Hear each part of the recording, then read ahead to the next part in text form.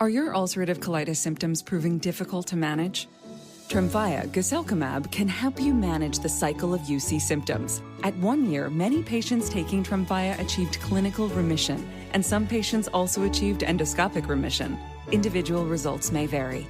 Tremfya is a prescription medicine used to treat adults with moderately to severely active ulcerative colitis. Serious allergic reactions and increased risk of infections may occur. Before treatment, your doctor should check you for infections and TB. Tell your doctor if you have an infection, flu-like symptoms, or if you need a vaccine. Ask your doctor if Tremfya can help you manage the cycle of UC symptoms. Call 1-800-526-7736 to learn more or visit tremfyaradio.com. Now more than ever, Lowe's knows you don't just want a low price, you want the lowest price. And with our lowest price guarantee, you can count on us for competitive prices on all your home improvement projects. If you find a qualifying lower price somewhere else on the same item, we'll match it. Lowe's, we help, you save. Price match applies to same item, current price at qualifying retailers. Exclusions and terms apply. Learn how we'll match price at lowes.com/lowest price guarantee.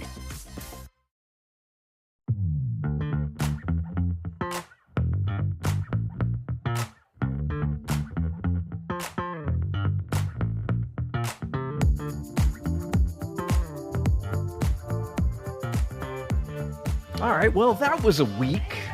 That was a week of baseball games. There were baseball games that were played. I think all of us out there would like to forget most of them. I don't blame you if you're among them. The Phillies have limped their way through the last week and a half or so, culminating with a really, really dour road trip that started out on a pretty nice note with an 8-3 win in Toronto. Saw Bryce Harper hit a home run after missing a few games. Just a nice, easy, kind of complete win. Christopher Sanchez looked good. Offense was clicking. Obviously, they scored 8 runs, and we're like, oh, okay, yeah, sure. And then the rest of the road trip happened.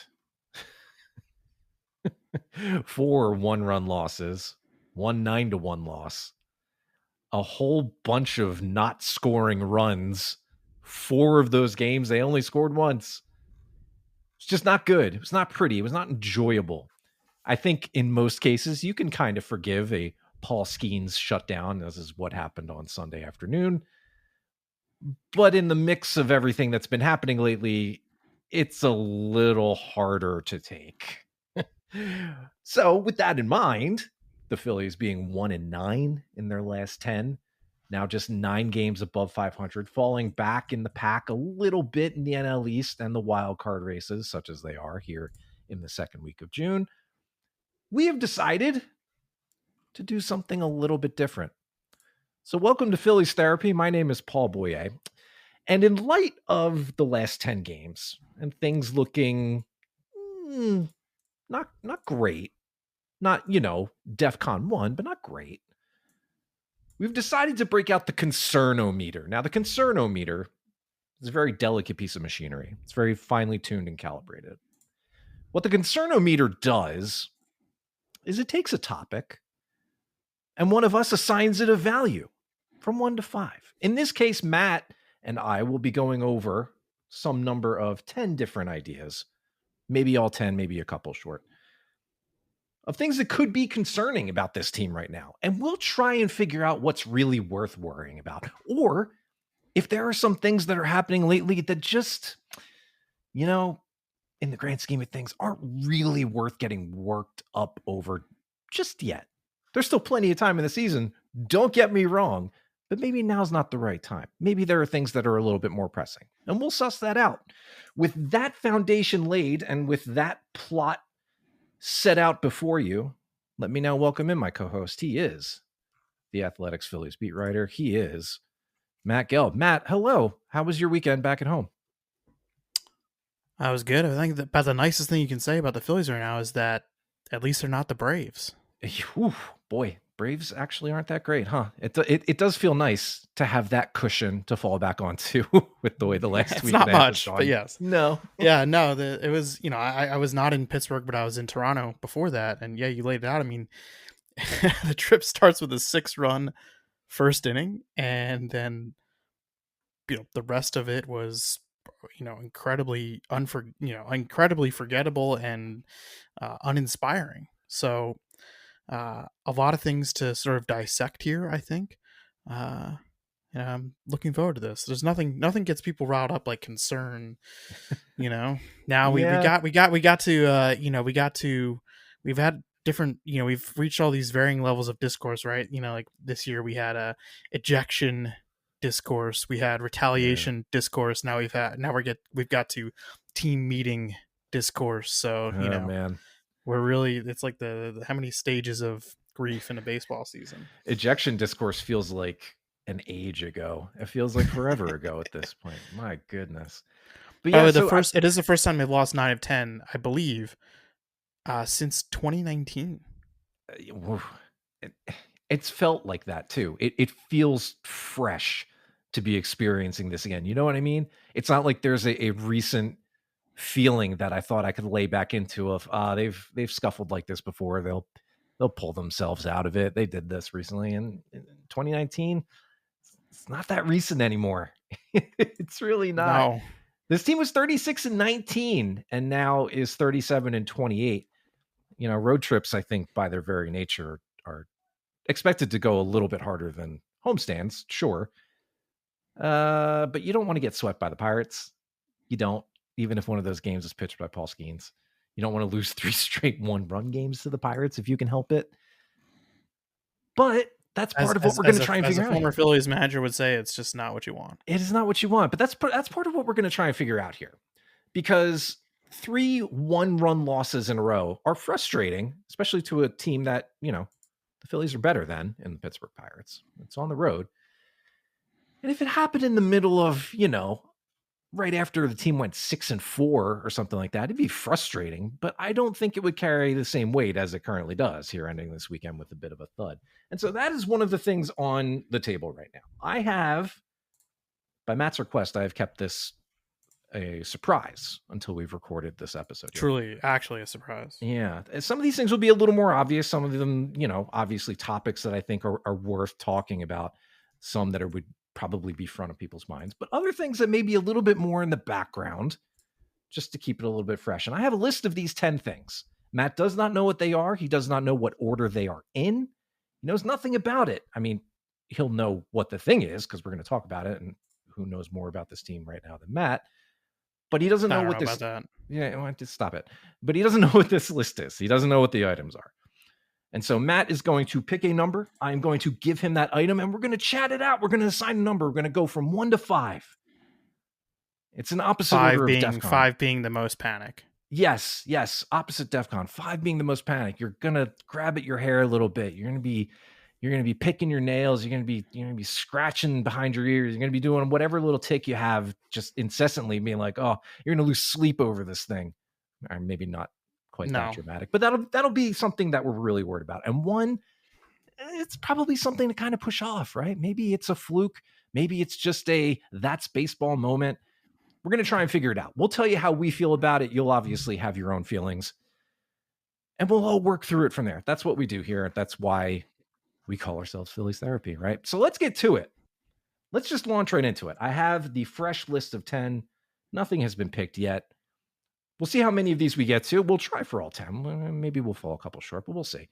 So Matt, just a number from 1 to 10. Whatever is speaking to you, what number should we start things off with? This is in no particular order. This is a random order of things. It's not in any kind of priority, just to try and mix things up. So 1 to 10, what's on your mind? Give me number 4 in honor of Otto Kemp's debut, the number he is wearing. Yeah. First time reaching base was a walk against Paul Skeens. Good for you, Otto. Number 4 is JT Realmuto. Don't talk about the rest of the at-bats. Yeah. And number 4 is JT Realmuto. Obviously, he sustained a very scary injury in the middle of this road trip, but he bounced back and was able to finish out the weekend. He did not play on Sunday. Overall, for the season, JT is not really enjoying life at the plate. His OPS plus entering Sunday was 80. It's a 647 raw OPS. He had a double in Pittsburgh that was one of his hardest hit balls in years, like a really long time. But for the most part, he's just not really, for the most part, he's not really hitting the ball hard. He's got 5 home runs on the year. He's got 9 doubles entering Sunday when, obviously he didn't play. And the defense, it looks like he's starting to slow down a little bit there too. He's by no means, done there. Nothing quite like that. But the pop time is good, but something about JT, both at the plate, behind the dish, just kind of makes you wonder a little bit. Are we seeing somebody at the downslope of their career? JT still does lead the league with 15 runners caught stealing. He has bounced back from what was a 20% caught stealing rate last year to 29. He's caught 15 of 52 would-be base stealers, which is a little bit above league average right now. Matt, as far as JT is concerned, and he's made 52 starts at catcher, injury notwithstanding, how concerned should the Phillies be about what JT can offer them for the rest of this season, as well as how concerned they should be with what looks to be a thin catching market and other options should they try to investigate those as he approaches free agency? Well, that's too much for me to consider. I'm just going to talk about this year, and I'm going to go with a 2. Okay. And So my that's pretty reasons low. for that, that's low. One, my reason for that is that I do believe that defensively, he still provides them quite a bit of value in the hidden parts of the game in terms of game calling and managing a pitching staff. I do think his work behind the plate has been fine. Like you said, probably lost a little bit behind the plate. He's never been a good framer. I think we all know that. But I think I look at Real Muto, and honestly, like, I see a guy, he's doing the things that like a 34-year-old catcher should be doing. Like, he is mostly steady behind the plate, and he's kind of a minus at the plate. Like, I don't know that.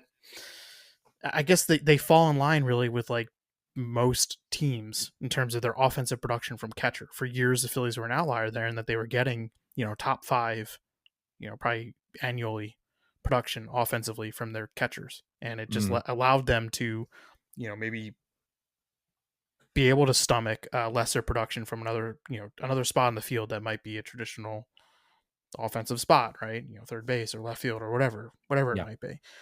I think now they're just kind of in the boat with every other team in that they have a catcher who's probably a minus at the plate for you, but is probably above average still behind the plate, and so panic in terms of like, is the old JT Realmuto gone? Yeah, I mean, probably. Like, I don't know that that's like breaking any news, or I'm not so sure what maybe your expectations were, or maybe the public's expectations were for him. Like, I think if they were getting a league average hitter this year, I think that they would have been really happy. They obviously have not gotten that. Like you said, he's 20% below league average just by OPS plus. So I'll still go with the 2. I think they have much, much bigger problems right now. Yeah, I think that's fair. I think the drop off is a little bit sharper than I and probably a lot of folks were hoping for. JT had been dropping back toward that midline for a couple of years, right? 23 and 24. We had started to see that. He had started the years, both those years, really a little bit slower, and then kind of caught fire the later he went into these seasons, which is odd. You don't really expect that for a catcher. You expect the wear to kind of pile up a little, maybe, or at least I do, and take a little bit more of an outsized effect, but not JT. He's really turned it around later in the summer. I think you're right. If this was closer to league average, an 80 for an OPS, well, that's a big drop. The defense part, I agree with you. The fact that he is so athletic and the caught stealing stuff, so much of it is on their pitchers, who are just mostly terrible at holding runners on. Not all of them, but most of them are. Yeah. So I think 2 is fair. We'll have to wait and see if he has another one of these surges late in the year. And if he doesn't, I mean, I don't think they can bank on it, right? I just don't think you can bank on it. And that's, we'll probably get to other guys in this lineup during this podcast, but the onus, I think, is on other guys here. Like, this is a 34-year-old catcher in the final year of a 5-year contract. Like, this is the kind of, this is probably about right. Like, I'm not trying to hand wave it away, but I mean, I don't know. It's probably about right. Maybe it should be a little better offensively, but it's probably about right. All right, so JT gets a 2 out of 5 as our first topic. That was number 4 on the list. Matt, give me another number, please. 10. Number 10, the leadoff spot Bryson Stott has been hitting leadoff for most of the recent games, and his numbers there have been going in the wrong direction. The Phillies leadoff hitters entering Sunday had a 722 OPS plus, which is good, but a lot of that was buffeted by good performance from Kyle Schwarber in his 9 starts there, and Trey Turner in his 18 starts there. Now, Bryson Stott has led off 38 times, and his OPS is now in the low 600s. It's a little bit harder now with Bryce Harper out for potentially a while, and maybe we'll talk about him in a little bit, to really shuffle the hitters too much. But Bryson Stott right now is not quite getting the job done at the top of the order. Matt, with the options limited in Harper's absence, with Bryson Stott not really performing and taking the lion's share of those leadoff plate appearances, how concerned should the Phillies be with finding the solution now for that leadoff spot here for the rest of the season? I guess a 4. I mean, I'm going to say that someone not named Stott will be batting leadoff Monday at Citizens Bank Park. Mm-hmm. So right now they have a 312 OPS in the leadoff, or 312 on base percentage from the leadoff spot. That's 23rd in baseball. And since, well, I don't know, let's just say since May 1st, that is 276, and that ranks 29th in Major League Baseball. 276. Ouch. Well, so yeah, I think there needs to be a change. And I mean, this could be a 5, honestly. I mean, because I do think there will be a change on Monday. I think the question is who replaces him. And so the path of least resistance, I suppose, is Turner, right? Because he leads off, whenever they face a lefty. So just have him lead off against righties too. And that could be what they do. If they're looking for something more extreme, something to kind of like jolt these guys to life, not that this would do it, but maybe it does, is you put Schwarber back there. They won a lot of games with Schwarber lead off, and that was Rob Thompson stuck to it for all those years, despite it being a source of consternation among some of the fan base. And he's not a traditional type leadoff hitter. He's also going through a little bit of a skid right now, so maybe you move him up there twofold to get him maybe going, and also to give the lineup a different look. So there probably needs to be a change there. I think there will be. Yeah, it's hard also to get a real good read on this, what this offense is going to do without Bryce Harper, because he was put on the injured list. The problem is you move Schwarber up, and it's all of a sudden, okay, hey, great, Schwarber and Turner at the top. It's like, well, then what? Right, exactly. The rest of the lineup is not exactly. Yeah, I mean, the rule is you put your best guys at the top, and yeah, in times of doubt and shaky offense, and just lean on that principle. Put your best guys at the top. So it does kind of feel like we are at, like, these last 10 games in particular that have seen them go 1-9, 9 games over 500 now, losing ground to the Mets, who had their chance to beat up on the Rockies, that we're reaching a little bit of minor shakeup point here. Like, we can expect, a change in leadoff, maybe for the week, to see if something happens, maybe anything else that could work. There are only so many levers to pull, right? I mean, I have some thoughts, but I don't know if we're going to get to this guy at some point, so I'll wait. Okay. All right. So we'll shelve that for the moment, and I'll make. Where are you at leadoff? Do you agree there should be a change here? I don't feel great about it, mostly because that's 276 on base percentage from the leadoff spot since May 1st. Yeah, that's brutal. You don't want that to start with a 2. Worse than the Rockies. Yeah. The team at 30th is the Baltimore Orioles. Oh my goodness. They have a 237 on base. Oh my God. How is that even possible? For 5 weeks, they've had a 237 on base from their leadoff spot. How? Well, look, I think, that's extreme, but I think hearing that is, a nice little. Oh, Jackson Holiday. That's how. Okay. It's a nice little summary of like what this exercise is kind of hoping to accomplish in part, right? Is that it could always be worse. I know that's only so comforting, but it could always be worse. Sometimes. It is. The leadoff situation isn't great, but with Bryce Harper out, the options are a little bit limited, and my concern actually grows the deeper down the lineup we go, not necessarily the top of the lineup. I might say it's a 3, but it's not great. All right, so that's 2 items down, number 4 and number 10. JT gets a 2 out of 5. The leadoff spot gets a 5 out of 5. Matt, what are we doing next? 5, since I just dinged Bryson Stott. Okay, number 5. It is the heart of the bullpen. Orion Kirkring, Jordan Romano, Matt Strom. Each has seen their share of bumps in the road lately. They have not been totally excused from this recent tough stretch. Orion Kirkring had been better up until Sunday when he allowed a bloop single but that even eventually. Sunday, I mean, what do you? Yeah, What? yeah, I know. I'm still there with him. I'm still a Kirk supporter, but he does have walks on the year. The command is not exactly up to what we were expecting. He's a little bit concerning, but then you also get into Jordan Romano, who goes up and down, who, has the stuff, but sometimes still manages to get into trouble.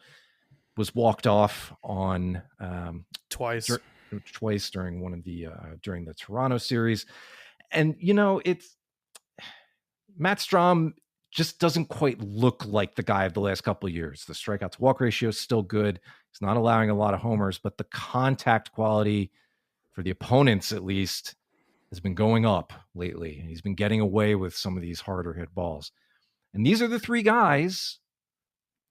Tanner Banks' emergence is nice. Don't get me wrong. But these are the 3 guys, Romano, Strom, Kirkring, that the Phillies are trying to lean on, with Jose Alvarado being suspended for a while yet. He still has 2+ months to go on this. Matt, if this is the strength of the bullpen, the named strength of the bullpen, how concerned should the Phillies be with their recent, or in some cases, season-long struggles? I'll say 4, and it's not a 5, only because I think all 3 guys have been trending upward, believe it or not. And I think the bigger concern for me is like the rest, like that there's not a 4th or 5th guy that has sort of emerged here. So I'll say a 4. As far as Kirkering, and I wrote about this. This will be on The Athletic in Monday morning's sort of 3 thoughts that I have about the weekend. Mm-hmm. One of them is about Kirkering with regards to how the 8th inning went down in Sunday's game. And so believe it or not, Christopher Sanchez was the first on Sunday, became the first Phillies starter to throw a pitch in the 8th inning this season. Okay. And he was at 96 pitches going into the 8th. And the only reason he went back out there, had a great outing, 21 swings and misses, great outing, is because O'Neal Cruz was leading off, a lefty. And Kirkering was ready to go, but Kirkering didn't come in for Cruz because, well, Sanchez had gotten Cruz out 3 times, struck him out twice. I get that. But then walks him on 4 pitches to start the 8th inning, and Cruz ends up scoring the eventual winning run later that inning. Kirkering this year has got an 845 OPS against lefties. Okay. Not good. That's not great. Jordan Romano, 884 OPS against lefties. Carlos Hernandez, 987. Joe Ross, 796. Those are your right on left guys right now. Wow. The best right on left option might be Taijuan Walker, who's got a 637 OPS against lefties. But he's not pitching on back-to-back days yet. Yeah, if ever. I mean, I think he'll get to that point where he can go back-to-back days, but right now he's obviously not there yet. There's only 2 bullpens, the Athletics and the Dodgers, believe it or not, who have worse OPSs from their relievers in right on left matchups. So this is really where they miss Alvarado, right? Because Matt Strom can't face every lefty in a late game situation. And this is sort of that tightrope that Rob Thompson is walking on right now. And so he left Sanchez in there to face Cruz, backfired. And you can understand the tactics and the strategy behind it. It just shows you, though, how thin the margin is. And so Romano, I thought the Pittsburgh outing was much better than the Toronto outing where he got walked off. Pittsburgh outing, weak contact. Yeah. Kind of almost like, what are you going to do at times? Strom, I actually thought, had his best outing of the entire season over the weekend. Struck out the side, was getting swings and misses in the zone, which he has not gotten a lot of. Looked pretty good. Might have been his best outing of the season. And I know it's the Pirates, I get it. But and Kirkering, despite those numbers against lefties, has gotten into these inherited runners situations, these dirty innings, as Rob Thompson calls them. And he's actually acquitted himself quite well. I agree. And it was, a broken bat after he gives up a stolen base, which could have done a better job holding the runner, but O'Neal Cruz is fast. So yeah, he's good. And Marchand just barely, almost got him, just barely got in. And a broken bat single scores him. And it's it wasn't the best Kirkering inning today, but I actually, I do think that he has been sharper. He's been better, and he's gotten into some of these sticky situations, and he's really gotten them out of them. So, um, bullpen, is always going to be a 4 or 5 on the panic concern o-meter, whatever we're calling it. Support for this podcast comes from Progressive, America's #1 boat insurer. We've all made mistakes on the water, but there's one mistake you shouldn't make: being uninsured. With Progressive Boat Insurance, you can choose coverage for most mistakes you or other boaters could make, helping you float carefree all season long. Quote today. Progressive Casualty Insurance Company and Affiliates. #1 rating based on boat market share data from ratefilings.com. Yeah, I'm a little worried about these three guys, all in varying amounts, that I think does come down to a 4. I think I'm there with you. Some of it is a little disappointment. Like, I was hoping Kirk would take a leap, and you're right in that he's been better lately, but something still doesn't feel quite right. It hasn't always looked sharp. Yeah.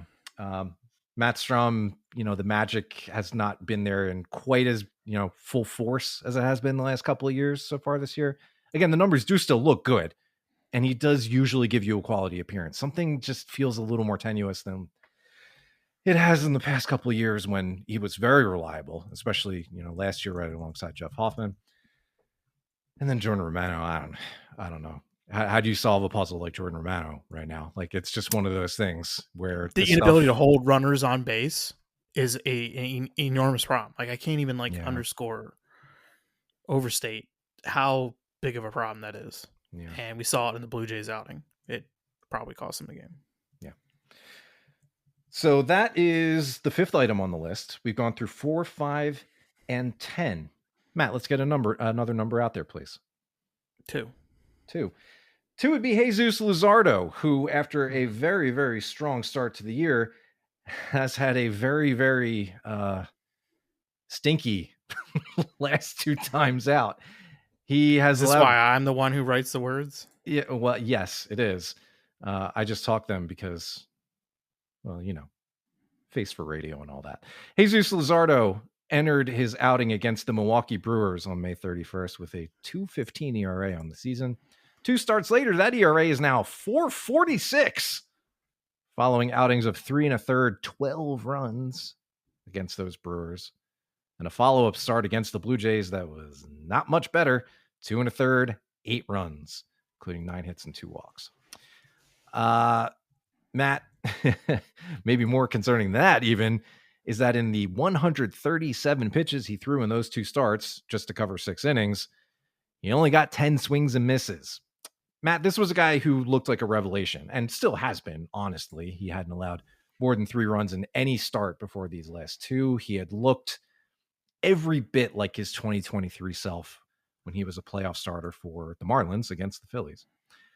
But these last 2 starts have started to invite a little bit of that concern, a little bit of that doubt. We, on this very show, had talked about the looming, almost inevitable, probably inevitable need for him to take a breather at some point, because workload management is going to be a thing for him.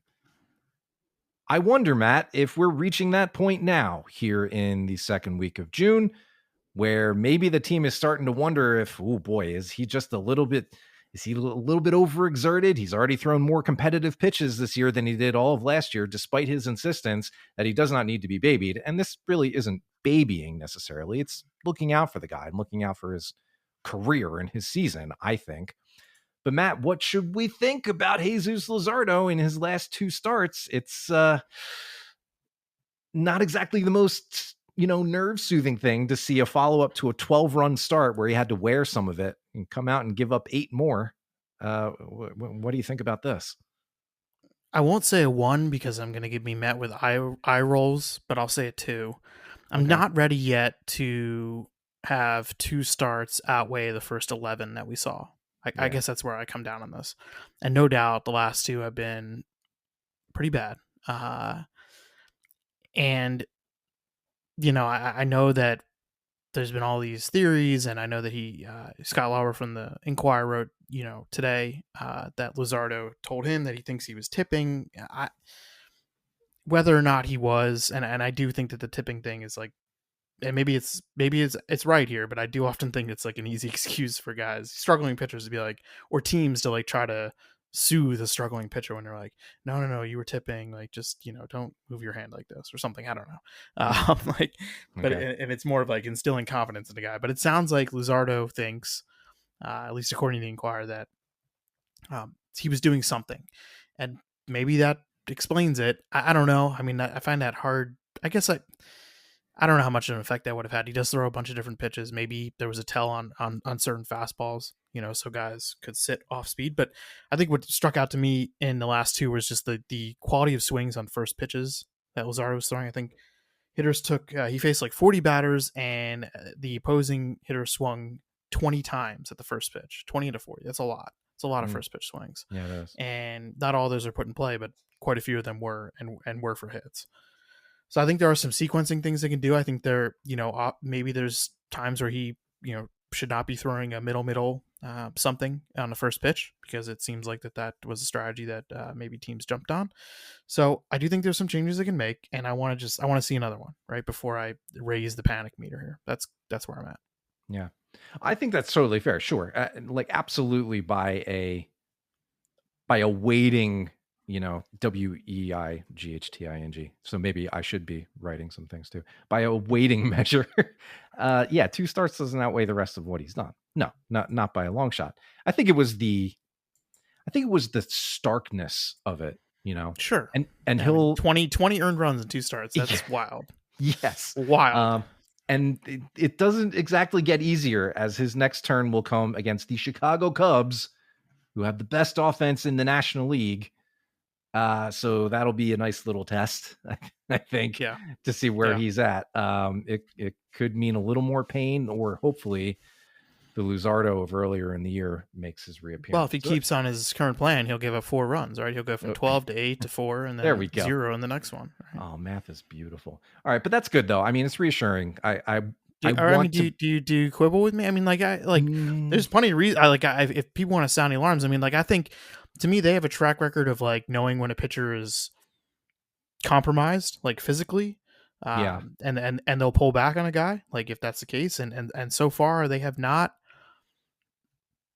gotten that point, and I think they have earned the benefit of the doubt there, at least from us, like the way that they handle their pitchers. So I guess we'll see. I mean, I do think, we talked about this numerous times. I wrote about it numerous times in May.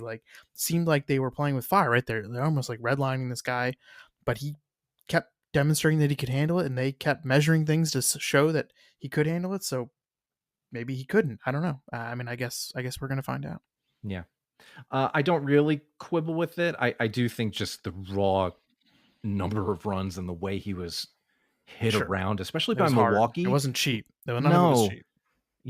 He give up 2, big home runs to Rhys Hoskins, who does that, but the rest of it around there, you're just getting whacked around. It didn't feel good. It felt bad watching that. It felt like somebody, who had been at the top of this rotation, pitching like a number 2 right behind Zach Wheeler, get almost necessarily left out to dry, especially in the Milwaukee game. The Phillies were coming off the doubleheader against Atlanta recently. The bullpen was not in a great state. They really needed him to try and push through and get at least those 4 innings. He couldn't. Got 1 out in the 4th. And it just wasn't a good scene. And then to follow it up against Toronto and the way he did, it just didn't feel good. So I want to be with you and think, okay, it's low. I'm probably at a 3 just because the recent injury history and him coming in and that being a thing. He's throwing more pitches this year than he had last year. He was topping 100 pitches in 4 straight outings, for whatever that's worth. I mean, that's just kind of a round number. Every pitcher is different when it comes to approaching that number. It's just something I've got an eye on. I kind of knew in the back of my mind, this rest or reset or something would probably be needed. I just hoped it wasn't on the heels of getting shellacked. Yeah, we'll see. If he has another bad one, then that conversation probably intensifies. Yeah. So we'll see. I mean, it's TBD. He's obviously still got a lot of leash, and we'll see how his outing against the Cubs looks. All right, so we've been through 2, 4, 5, and 10. Matt, let's get another one out there. 1 is, of course, Bryce Harper. Bryce Harper was put on the injured list this past week, with right wrist soreness, a lingering issue from late last year that has carried over into this year and brought Harper to the point where, in a paraphrase, he felt like he could no longer function on a baseball field. That's a little bit scary to hear one of your cornerstone players admit. One of the guys who hits in the middle of your lineup every day, who is, the superstar that you signed to be the corner of this cornerstone of this franchise, this era, this window, whatever you want to call it. And he has been that. He's had a good year. He's been one of the few offensive players that's actually pretty regularly performed, even despite a lower batting average. An 814 OPS is still good for a 127 OPS plus in this run environment because slugging is down. Bryce Harper's a really good player, and you're going to miss him. But you layer on the fact that something about this injury just doesn't seem good. There's this indefinite feeling about it. The unknown of exactly how much time he'll need to miss on this injured list stint, exactly how well he might be able to recover from it and possibly mitigate effects later on this year as the pennant chase continues. Obviously, these are all unknowns. We don't know how anybody's going to react to these. But Matt, I think the fact that, Harper's own words and his admission of the state that he was in before needing to go on the injured list, the fact that the team, at least as far as I've seen to this point here on Sunday night, hasn't offered a timetable or something, along those lines, just has me feeling that there's a chance that this is pretty significant. So while my concern would be pretty high, I'm wondering if there's something incomplete about my view of it, or if there's something that will make me feel a little bit better about it. What should my concern be about Bryce Harper's situation right now? Probably a solid 5. I mean, Okay. but I'm saying this is incomplete here because I admittedly don't know as much as I should. I was not in Pittsburgh this past weekend, so I'm kind of flying a little blind here. I'm just relying on, the really good beat writers who were in Pittsburgh writing about Harper this weekend. But I guess my reason for flying blind mainly is that Harper is, I'm not saying dramatic, but can be a little dramatic.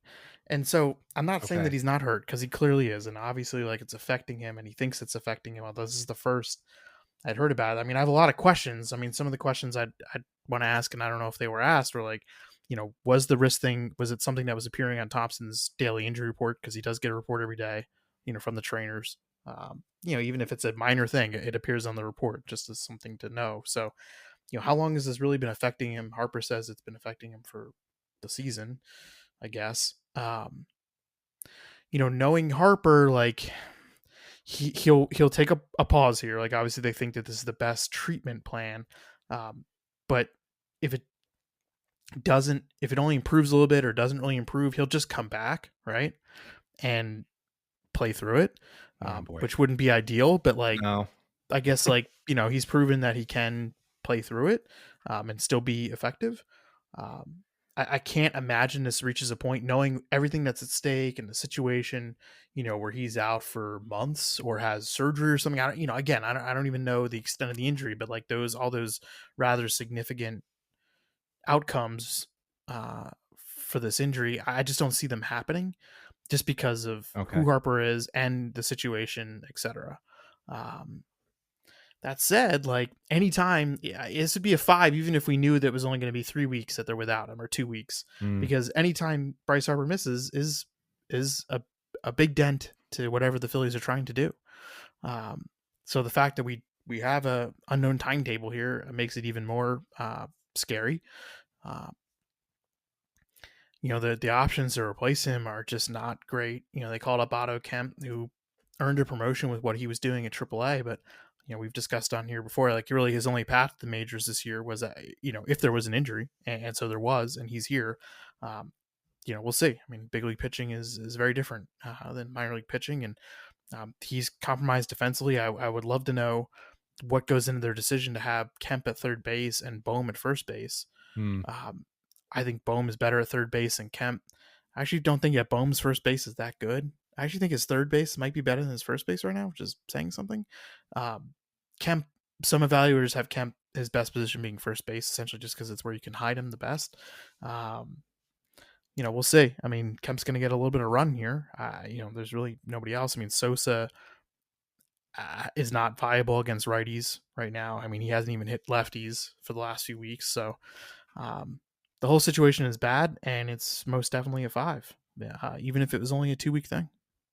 I'm looking at, and this is another incomplete thing to look at, but it is at least worth pointing out as we stare down an unknown bare minimum 10-day absence from Bryce Harper, likely longer. Over the last couple of years, starting in 2022, the Phillies were 51-48 in Harper's appearances. They were 36-37 without him, 36-27, excuse me, without him. In 2023, they were 72-54, which means they were 18-18 without him.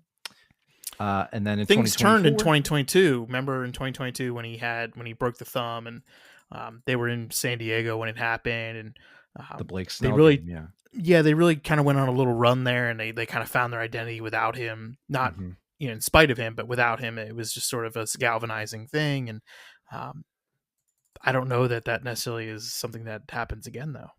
Right. And that's another number on my list if we get to that, because there is some uncertainty there. But and they were 10-7 in 2024 without him. It feels a little more dire this year because the offense is just not doing anything relative to the past couple of years. They don't have enough hitters right now. They just don't have enough punch. And I know league wide, yes, the offense is down a little bit, but right now, the lineup is just not in a good way. And so missing Bryce Harper for any extended period of time is probably going to hurt. So we'll see how they do. I think the obvious biggest concern. I mean, I have a lot of questions, hopefully there'll be some more information this week. Yeah. So we'll see how that goes. All right. So we are halfway through this list. We've had 1, 2, 4, 5, and 10. Matt, can you give me another one? 7. 7 is something that is out of the Phillies' control, but is still something that they need to tackle anyway. And that is their schedule through the All-Star break.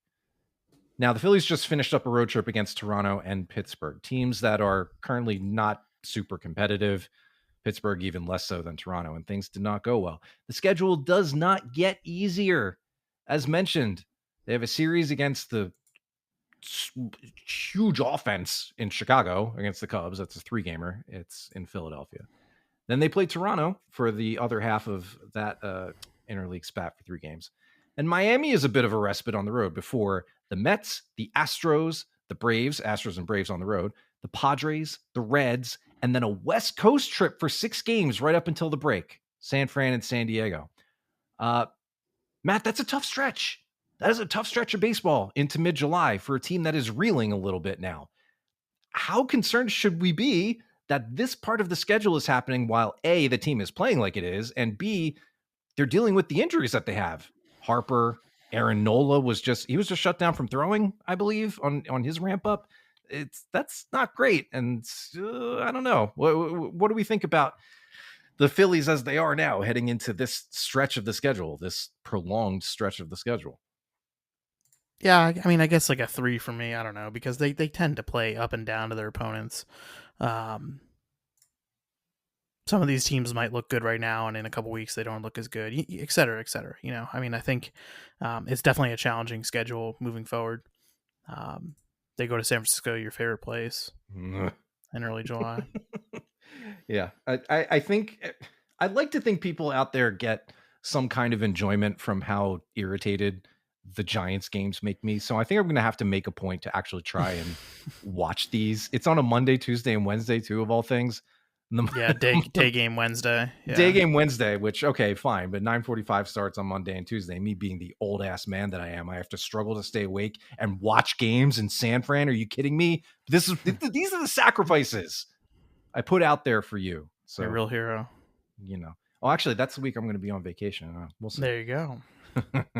Do I take I a don't vacation know. from 3. this team? Yeah, 3. Yeah. I don't know. I think that's fair. Yeah. There's only so much you can do about the schedule. Excited for those Mets games, right? And I know I'm sure the fans are super excited because it's a weekend series and each game is on a different national network. Yeah. Don't get me started with national, but there's so many things that just irk me right now. Whenever this team doesn't play well, all the things that bother me come to the surface. National broadcast, West Coast trips. It's grating. But enough about that. We have 4 things left on this list, Matt. Number 3, number 6, number 8, or number 9? What do we got? 6. Number 6 is the outfield as a singular unit. 5. The outfield is not looking so good in really any facet right now. Things are just kind of brutal.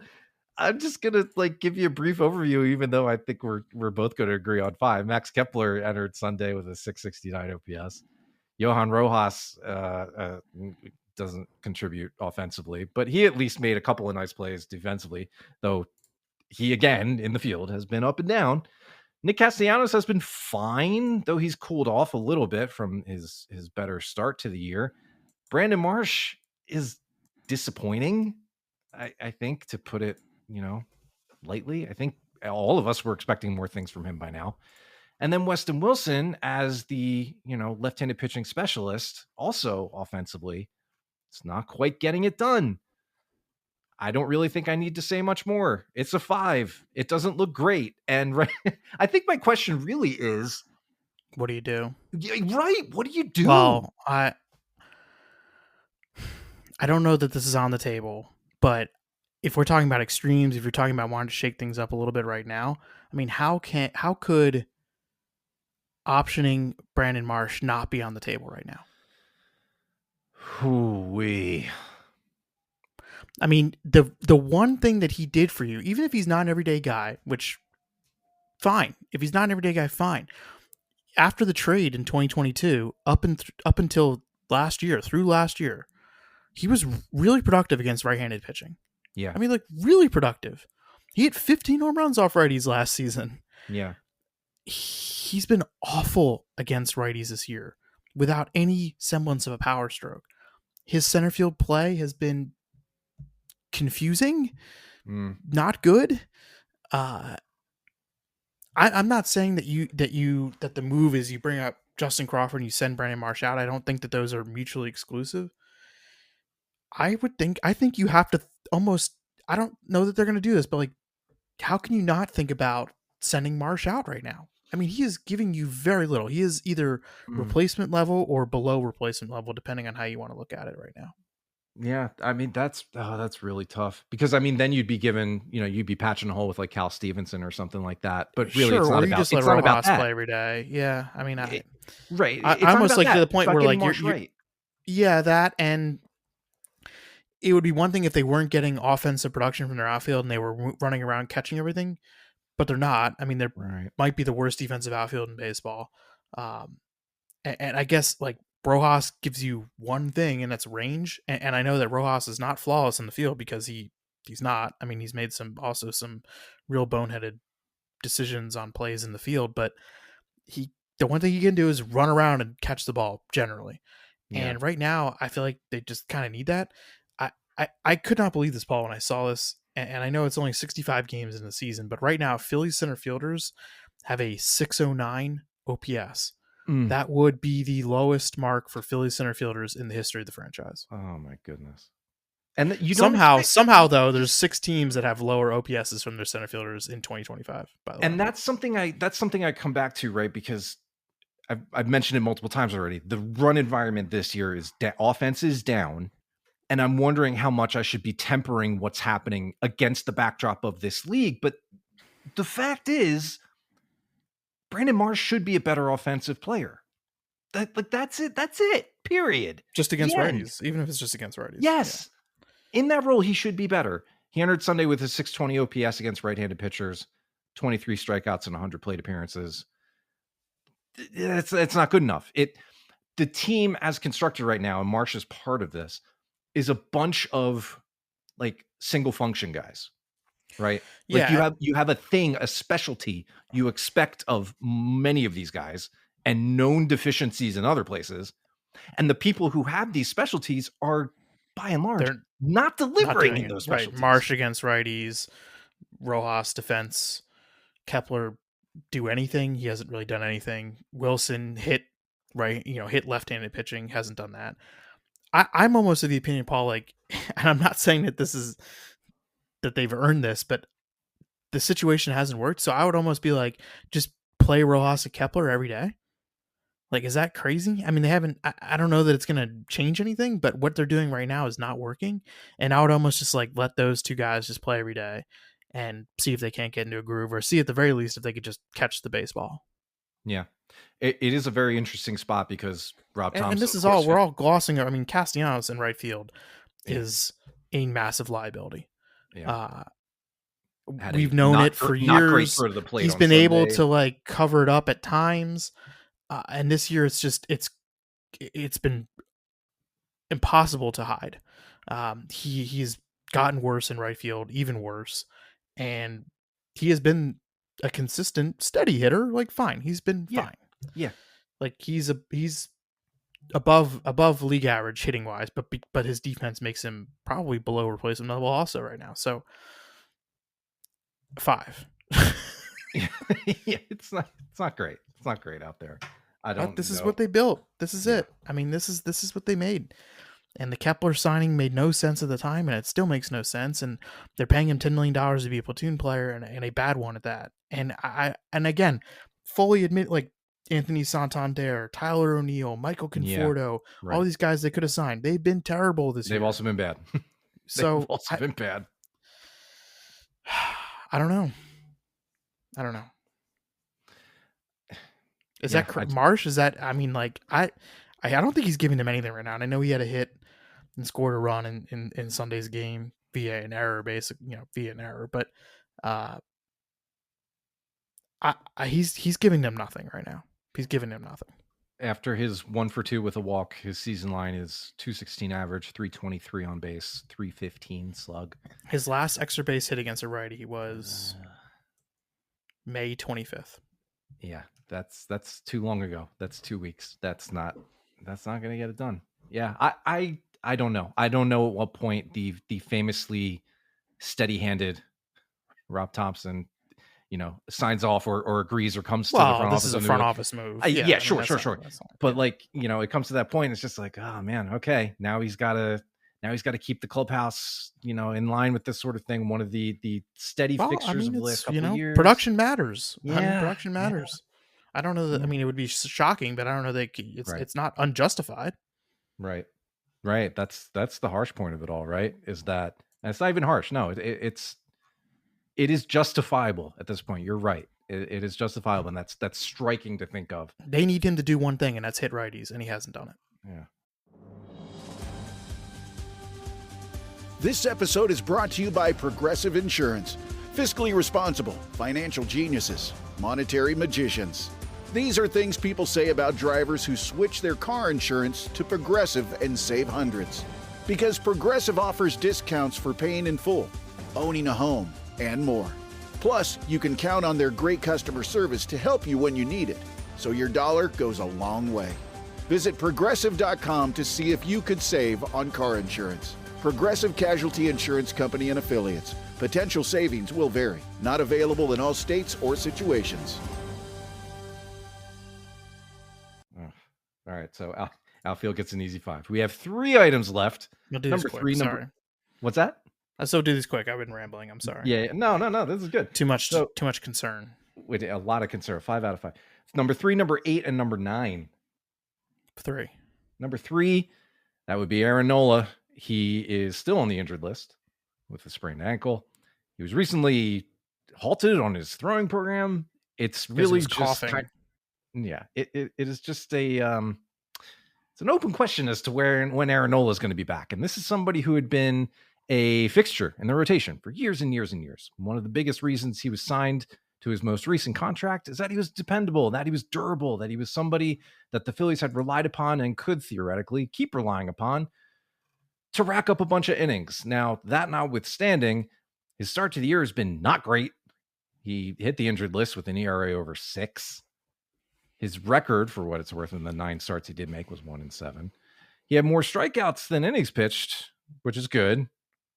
But the home runs were going way up, and the hits allowed, and it just wasn't great. And now he is also out, like Harper, but with a different injury for an undetermined amount of time.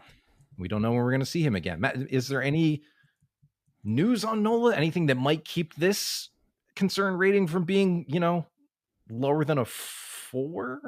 Nah, I would come in at 4. Okay. In Toronto is when they halted the whole thing, and he said his side hurt, and then he said, didn't know how he did it, and then they also said, well, he'd been sick, and a lot of the guys had been sick over the week during the week, and he said maybe he was coughing a lot, which I was like, what? And so now it sounds like he needs to go. He's going to see the doctor this week when they get home. That's concerning.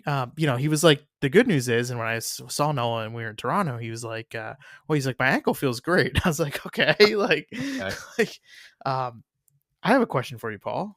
Yeah. Who throws a pitch for the Phillies first? Oh, Aaron Nola or Andrew Painter? I know. As soon as you started that question, I knew what it was going to be. The Phillies being in the state they're in now kind of makes me wonder about what kind of situation Andrew Painter would be walking into. But I'll say no. You couldn't even I want say to the say name. Nola. I want to say Nola. The answer is probably Nola, but I mean, does Nola throw a pitch in June for the Phillies? Well, it's not looking great right now. I mean, especially It's if he not. like strained an oblique coughing or something like that. Like that's Sure. not good. Those are multi-week injuries. I want it to I be kind of Nola. think Painter is going to throw a pitch before Nola does again. Boy. And it's going to be close. That's not great. That's not a great spot for this team to be in. I mean, again, I know Nola has not had the best year, but that's a guy you kind of want to be in the rotation, especially with the bullpen being in the state it's in. You want a guy they who miss can... Nola right now. I mean, they miss, yes. And no matter what you think of him and how disappointed you are with how he pitched at the beginning of the year, like they kind of miss him right now. Like they miss him.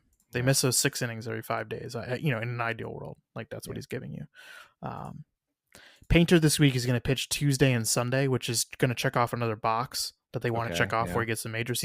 He will make his first start of his professional career on 4 days rest, right? The Tuesday to Sunday swing. So that's just puts him even closer.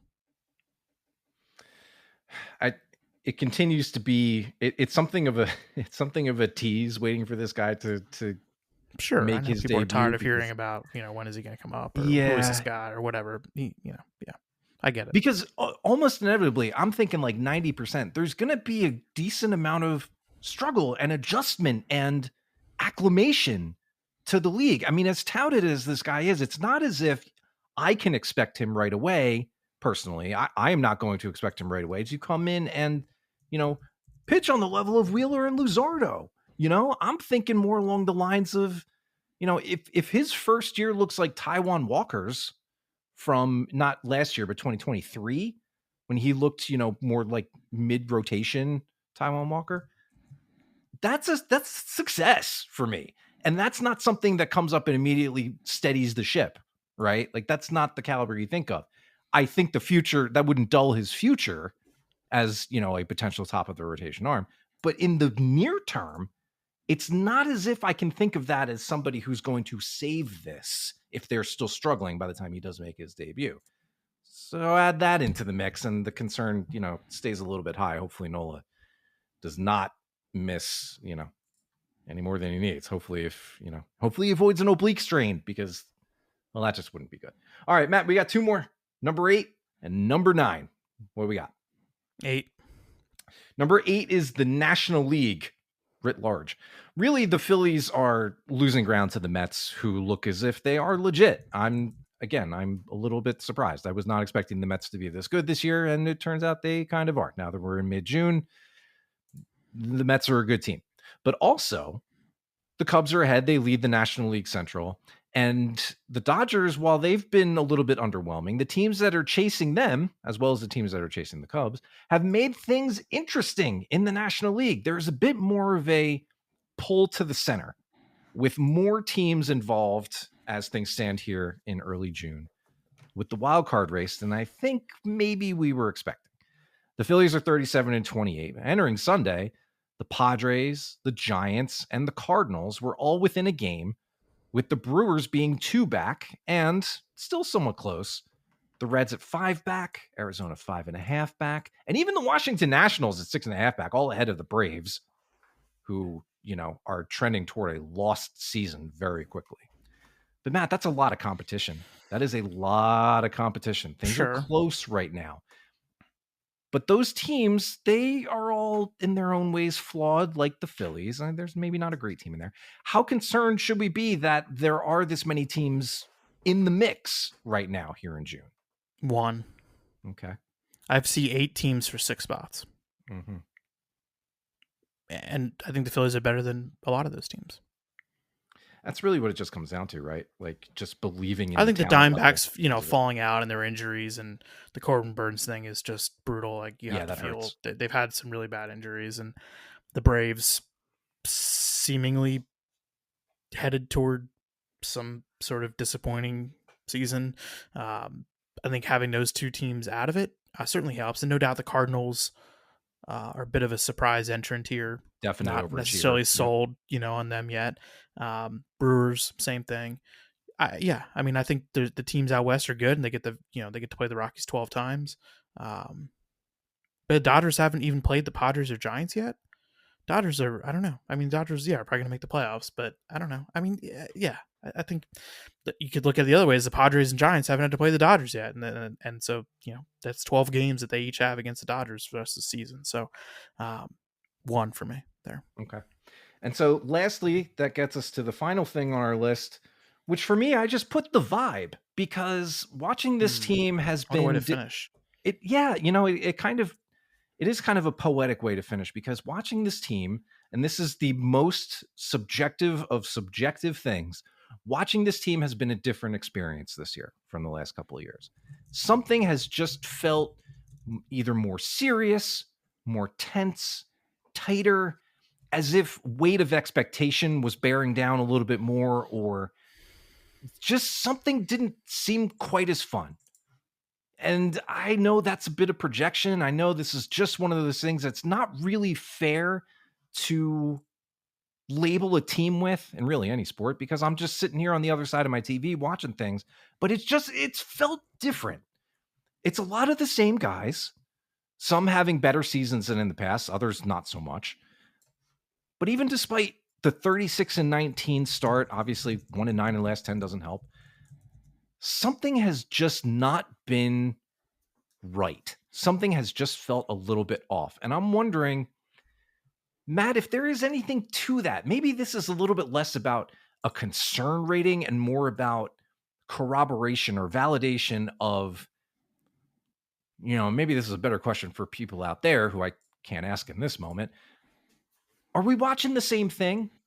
Am I seeing, is what I'm seeing, this drop off in the vibe, quote unquote, does it line up with what other folks are seeing too? Like, does that match? Because it just seems like a different experience. It has not been on the same level as the last couple of years.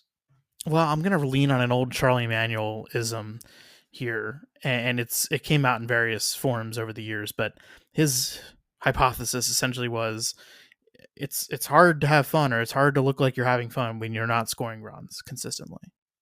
And that's, I guess, what I come back to is like, they haven't hit as many home runs as we thought they would hit. They have not hit for power like we thought they would hit. Their doubles, gap to gap power is not there. Yeah, I mean, there are a lot of expectations on this team. There were a lot of expectations on them last year, and I think a lot of people thought that the vibe changed, halfway through the season when they started to slump and things changed, and all of a sudden, it looked like a team that was playing with a 200-pound weight strapped to their backs. But I don't know. I don't usually, it's my job to know the vibes, and I generally know how, most guys are feeling on a day-to-day basis. And that's like one of the tougher parts of my job, but it is part of my job, is to try to figure out who's happy, who's not, who's annoyed, who's bothered by something. Because at the end of the day, they all are human beings. Yes. They generally have the same feelings that we do. They're just less living it on the day-to-day roller coaster. But I mean, I don't think what you're saying is, I think it has some merit to it. I mean, like, but this comes back to something, Paul, that I thought about, after they didn't win it all in 2022. And one of the things that I kept coming back to, and this wasn't meant to be a negative thing, but it was meant to be something to think about as you consume this team for the next few years, is that it was never going to feel like it did again like it felt in 2022, right?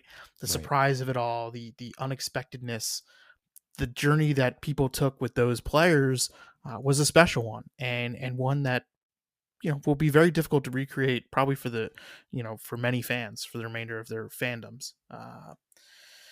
Which is a tough thing to say and admit, but it's true, and I think as the years have passed since 2022, certainly there might be some staleness because you have a lot of the same characters, and there's frustrations that have evolved from, failing to get this thing done. So I think a lot of people want it to feel like it did in 2022, and simply it's not going to feel that way ever again.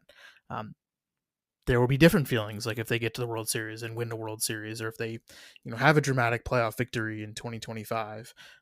But I do think there's a little bit of like comparing to how it felt in 22 or how it felt in 23 when they're up in the NLCS, et cetera, et cetera. I don't know. Is that unfair?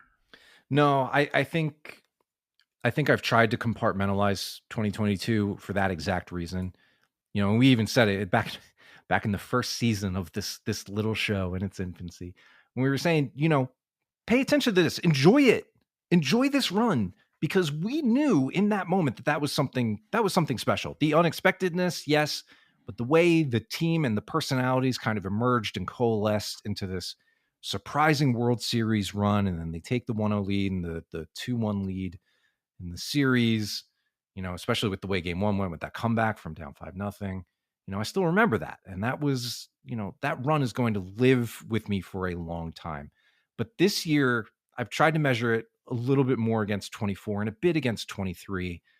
23, it still seemed a lot more fun. It still seemed like there was some kind of wave that everybody was riding. Maybe that was credit to 22. 24, it slowed down maybe a bit, but not that much. And well, they got off to such a great start, and they're the best team in baseball for the first 2.5-3 months of the season. Yeah, but even in the second half of 24, when they slowed down and they played more like a 500 team, I was confused by it, but I still enjoyed watching the team, a lot, even as they went 500. And this year, I'm not finding the same spark. Maybe it's a me thing, right? Maybe it's totally a me thing. No, I don't think it's you, because I've heard this from several people who I trust. Yeah, it's tough. It's a very tough thing to, and I'm glad that the players don't live in this day by day, nor should they trifle with opinions like mine. It is tough to put this on top of a team in addition to everything else they're dealing with. It's just like, oh, these people are feeling like they're not getting their money or attention. I think it's a self-fulfilling prophecy, because like what happened last year is that they had a great regular season. I know it didn't, the regular season was up and down, but they won the division. They had their best regular season in 13 years. And then they lost in October. And I think now, because of the way it happened, it's that even if they were winning now, I think there'd be a certain subset of the fan base that says, whatever, like, let me know what happens in October. Like, it doesn't matter until they do it in October. And so I think like viewing it with that sort of mindset, yes, does inherently create a little less joy. And then the product on the field, hasn't exactly been the most exciting thing, for much of the season. They've been winning, and they've won in some efficient and dominating ways at times, and then they've really had some annoying wins, but they've also had stretches like most recently where it is not inspired baseball, and it's not baseball that is enjoyable to watch mostly. So I get it, but I also think that every year is different, and like it's hard. You can't, you just can't. You can't compare. You really can't. And I understand it's natural to do that because this is a lot of the same cast of characters. So I get it. But I think you have to try the best you can to separate those feelings. Yeah. Is it possible to even put a number to this, or is this something that just kind of has to exist as it is? I guess totally a 3, subjective? Which is neutral. I don't know. Is that that's 2, 3, right. 2, 3? You know what? You know what improves the vibes? Dingers. Yeah. What do you say? Dingers they should paper over. Yeah, I mean, they need to hit more home runs, and now they just lost Bryce Harper, so it's like, yeah. I mean, the weather's starting to warm up. I think. Like, is it? What's it? I mean, it was hot. Yep. this weekend. It's going to be than hot it again wasn't. later this week. Yep. Yeah. So does it feel like they've hit so many balls in warning track, not just at home, but like on the road? And there's no way of quantifying this. This is anecdotal, but it just feels like that they've had so many balls that they just haven't had enough to get them out of the ballpark. And like their doubles, like right now, Paul, I mean, they are, they're below league average right now in doubles. This is not a lot of doubles, not a lot of home runs, not a lot of doubles. And yet, they're still like top 5 in every National League offensive category. It's a strange team. It's a strange team. It's a strange sport right now. It really is. Yeah. You think they'll juice the balls at the All-Star break? Oh, well, there we go. Don't put it past them. I think at this point, just with these 10 items, we are roughly at, somewhere just over a 3 on average out of 5. Yeah. Okay. Which feels about right. It's not the end of the world. They're not cooked. They're not out of it. They're in a playoff spot right now, but everybody who complained about them coasting to a playoff spot last year, not having any edge. Yeah. Not doing anything but. Yeah. So there we go. There's a whole lot of semi-quantifiable working through of the last couple of weeks, and potentially it's probably the longest one we've done in a long time. It is, because I think this is a stretch worth talking through like this, because it is not good. It is never good to go 1-9, especially if it's been 6 years since the team has done it. But there are parts of the team that are still okay, and this team will continue to float, such as it is. I think they will be manageable without Bryce Harper for a little bit. It's dependent on a few things. It's a little bit less of a, I don't feel quite as good about it as I did, the last couple of times he was on the injured list, but we'll see. Hopefully there's a little more clarity, Yeah. That's the biggest thing. I'm looking at those 2019 games, the ninth loss in that 10-game stretch. Mm-hmm. The pitchers in that game for the Phillies were Enyel De Los Santos started, Edgar Garcia, Ranger Suarez, and Jose Alvarez. I remember Edgar Garcia. I thought he was going to be really interesting. I liked his slider. Him and Victor Arano. Jay Bruce was the left fielder. All right, that's enough of that. So it hasn't been good, but maybe this is the low point. Maybe it all turns up from here. All the circumstances around it don't really lend themselves to think that, but that's the beauty of baseball, right? Yeah, it could still be. It's probably not going to be the low point, but they're going to have ups and downs. I mean, I think they've given themselves a little bit of runway in terms of getting some of these early season wins, having a good May, most of May, but yeah. So we'll see how things go as the schedule toughens up a little bit. The team comes back home, where hopefully they have a little bit more success than they did when they wrapped up against Milwaukee. And we'll see how things go. The Cubs, they're going to provide some firepower. It should be fun. There are a lot of interesting players to watch on the Cubs. We'll see how the Phillies pitching staff does. They have a center fielder. They most certainly do. One of the rising stars in this league. For whatever, I feel like that's kind of an overused phrase, but Pete Crow Armstrong is he's taken off, boy. He's going to be fun to watch, offensively and defensively. He's the total package, as they say. So there's only one total package in my world. Who is that? Ruben Amaro Jr. Yeah. All right. So it'll be nice to get a look at an offensive outfield. If the weak link is Ian Happ and his, at bat grinding, you've got a pretty good situation on your hands in the outfield. So we'll see how things go. Tall task in front of the Phillies pitching. But they are 9 games over 500, 1-9 in their last 10, a chance to turn it around with a little bit of home cooking, and we'll see how it goes. So Matt, before we sign off and end this mini marathon of an episode here, anything to look forward to with this Monday story, assuming folks are listening to us before hopping onto the site? No, not really, but maybe the story that I promised 2 weeks ago will actually be published this week. There we go. Well, if anybody knows about dragging their feet a little bit, it's me and my 2 months. No, the story's been ready. I mean, it just had to hold for various reasons. It's been done for 2 weeks. So yeah. All right, well, that's good. Thank you, everybody, for hanging with us. Hopefully you've found some kind of solace or affirmation in everything we've just been talking about. This is, 2 guys' opinions on what's happening. I'm sure you have your own.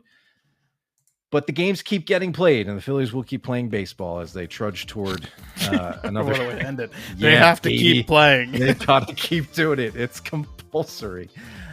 They must play the games, and they will. They're back at it. They're at home on Monday, and hopefully things go a little bit better. That's all we can do right now. We'll just hope things turn around, and soon. So thank you for listening. Thank you, everybody. This has been Phillies Therapy, part of the Believe Podcast Network. For Matt, I am Paul, and we will see you next week.